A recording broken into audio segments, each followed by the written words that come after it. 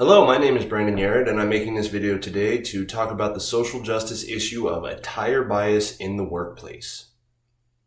Attire bias is a phrase that describes the disproportional scales upon which people of different ethnicities, religious affiliations, and genders are evaluated in the workplace based on their attire. Research indicates that these minority groups are judged far more harshly compared to white male counterparts when their attire does not meet or conform to expected standards of the workplace.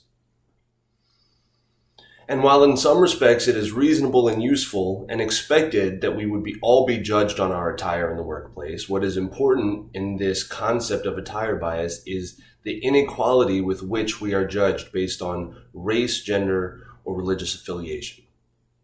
When I refer to attire bias, this is the concept I'm referring to.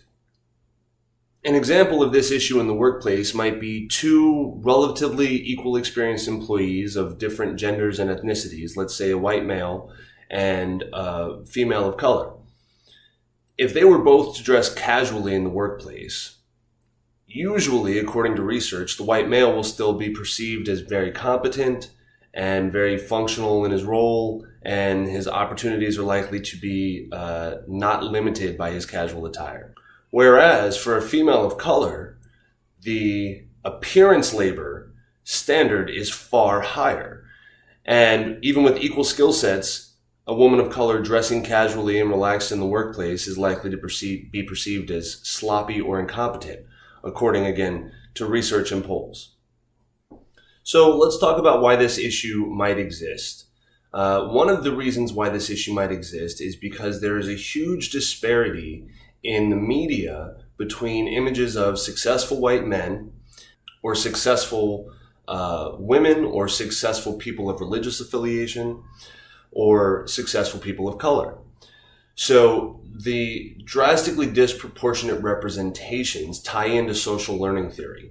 Our cultural standards for how we should judge people based on their attire are set in mass by the voices which reach the most people, the stories which shape our culture, which is what makes the content of media so important.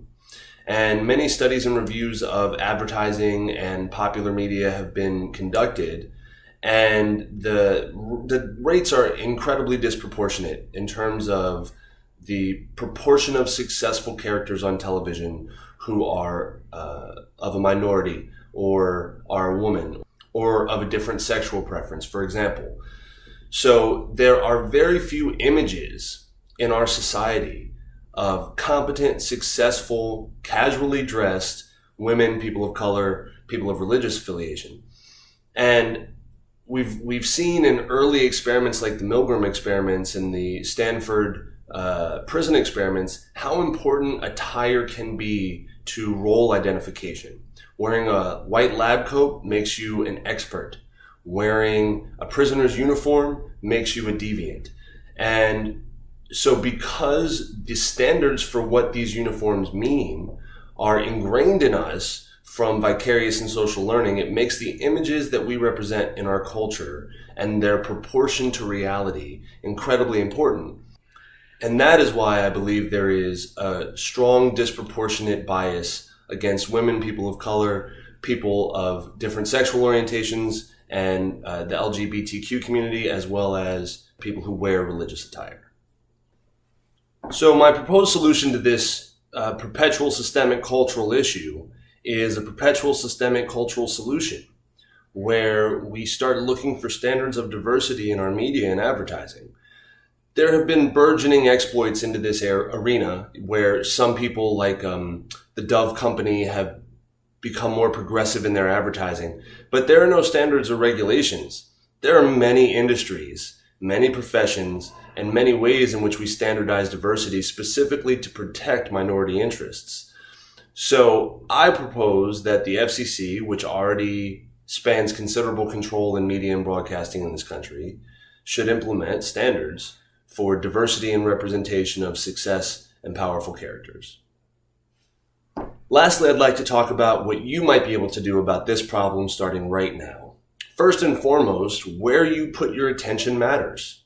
If you choose to endorse and watch and popularize shows and media with characters of diverse backgrounds, the business side of media will take notice. Secondly, I ask you to take notice of your own biases. Pay attention to how you evaluate the attire of different individuals. How easily does a sports jacket make someone an expert in your eyes? How quickly does a necktie add respect to somebody's sentiment?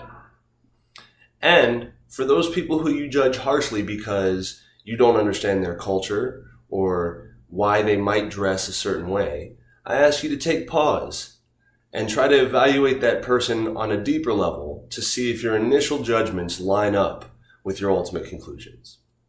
Thank you very much for your time. I hope you have an excellent day.